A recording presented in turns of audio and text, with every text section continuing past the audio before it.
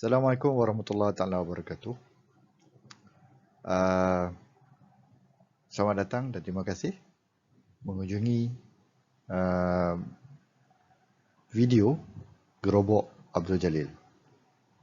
Untuk video pertama tentang ulasan buku, kita akan mulakan dengan buku bertajuk Aku, berdasarkan perjalanan hidup dan karya penyair Khairil Anwar,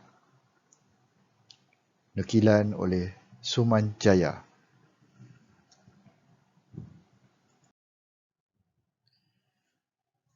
Okey, kenapa saya memilih buku ini? Sememangnya buku ini adalah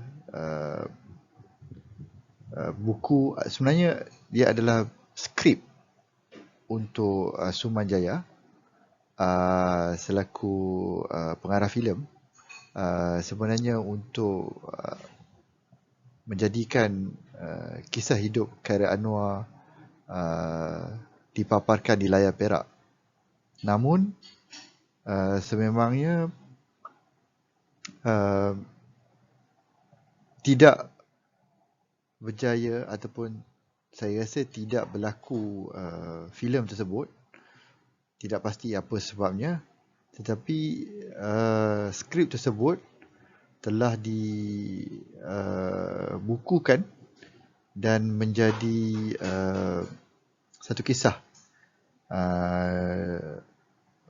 berkenaan tentang Khairil Anwar, di mana buku ini mempunyai banyak puisi-puisi yang ditulis oleh Khairil Anwar yang sangat terkenal pada tahun 1943 dikala Indonesia dalam proses mendapatkan kemerdekaan daripada Belanda dan juga Jepun.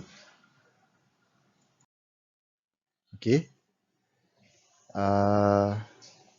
Ini menceritakan di mana saya kali pertama melihat buku ini sebenarnya di layar perak. Dan buku ini buat kali pertamanya saya melihat dalam filem Ada Apa Dengan Cinta. Dan secara uniknya, saya sangat tertarik bagaimana filem ini sebenarnya bermula dengan plot di mana Rangga, iaitu Nicholas Saputra, membaca buku ini dan Dian Sastrowardoyo mencari Nicholas Saputra ataupun Rangga berdasarkan kepada puisi yang telah dihantar oleh Rangga kepada sidang redaksi sekolah tersebut.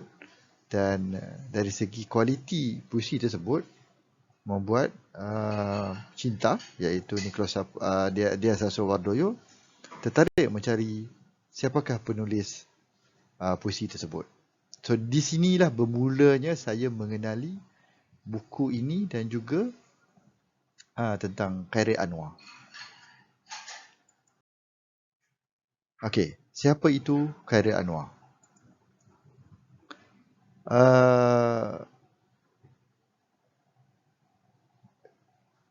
Khairil Anwar telah menulis puisi bertajuk Aku pada tahun 1943, dan puisi tersebut telah dianggap sebagai satu revolusi, di mana tulisan beliau telah dianggap sebagai pembuka jalan kepada pembaharuan penulisan sastra ataupun puisi di Indonesia.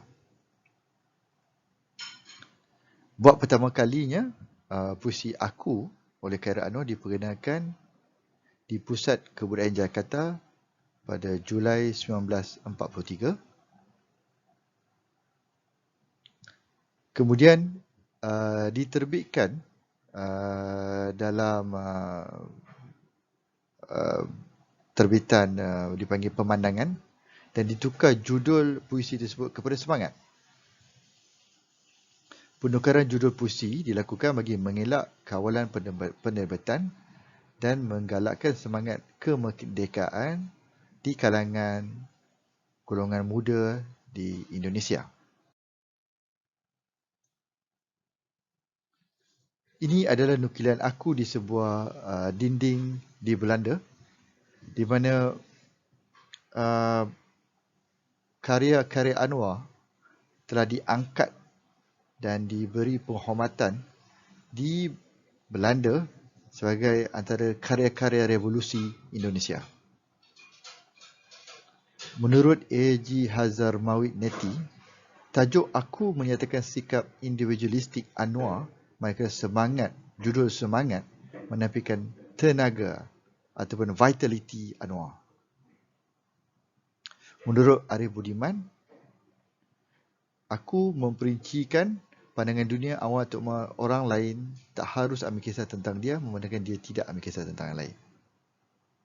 Secara khususnya, buku ini membuka ruang untuk kita mengenali bagaimana karya Anwar terpengaruh untuk menulis puisi-puisinya dan perjalanan hidup beliau dalam membentuk pemikiran awal beliau dalam menulis puisi-puisi ini.